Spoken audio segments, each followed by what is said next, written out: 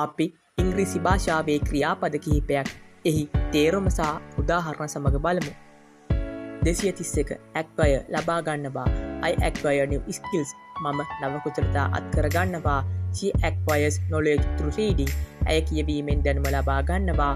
232 activate සක්‍රිය කරනවා. I activate my new SIM card. මම මගේ නව SIM card පත සක්‍රිය කරනවා. He activates the alarm system. ඔහු අනතුරු ඇගවීමේ පද්ධතිය සක්‍රිය කරනවා. 233 address ආමන්ත්‍රණය කරනවා. The manager addresses the problem. කළමනාකරු ප්‍රශ්නය විසඳීමට කටයුතු කරනවා. She addresses the audience. ඇය ප්‍රේක්ෂකයන් අමතනවා. 234 adhere පිළිපදිනවා. We adhere to the rules. අපි නීති පිළිපදිනවා. Employees adhere to company policies. සේවකයන් සමාගම් ප්‍රතිපත්ති පිළිපදිනවා. 235 adjust සකස් කරනවා. I adjust the chair. මම පුටුව සකස් කරනවා. He adjusts to her new job. ඇය තම නව රැකියාවට හැඩගැසෙනවා.